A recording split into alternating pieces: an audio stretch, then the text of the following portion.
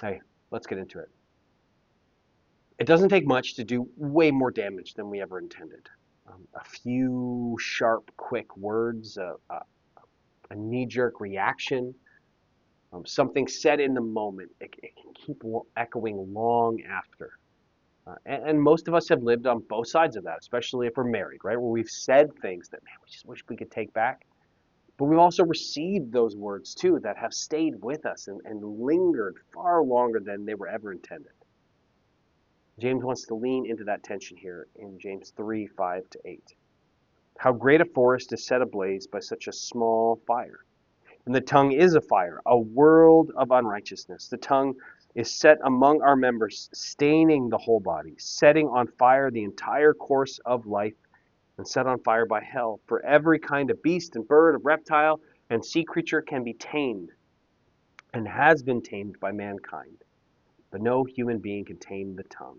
It is a restless evil full of deadly poison. James moves from earlier we saw him talking about direction to now talking about destruction and how a small spark can set a whole fire, a whole forest on fire.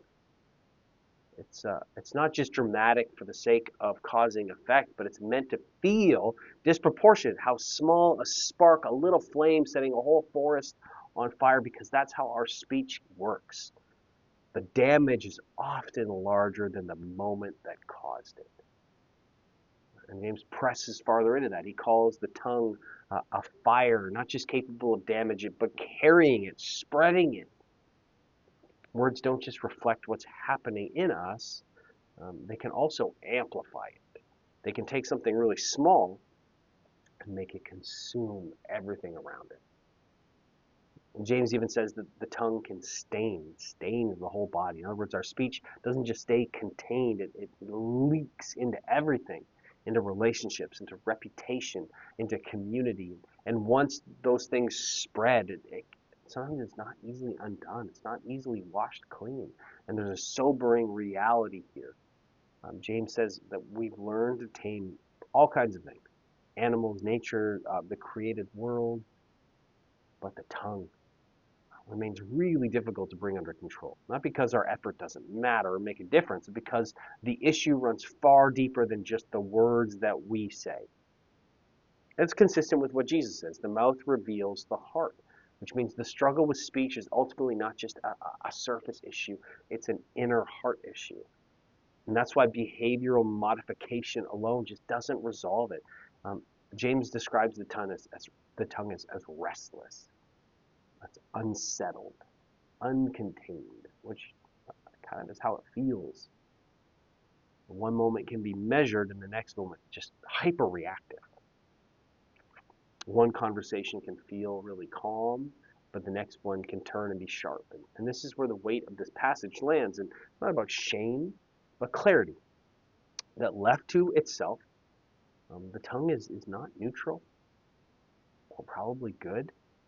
It moves towards harm and cutting, of lighting fires, which means that the transformation that's needed has to go deeper than just our words. It's not just about trying harder to clean it up. It's about changing our heart, changing the source of where those words come from. And where have you seen this recently? In real life, where maybe your words carried way more weight than you expected, or damage. What did it reveal?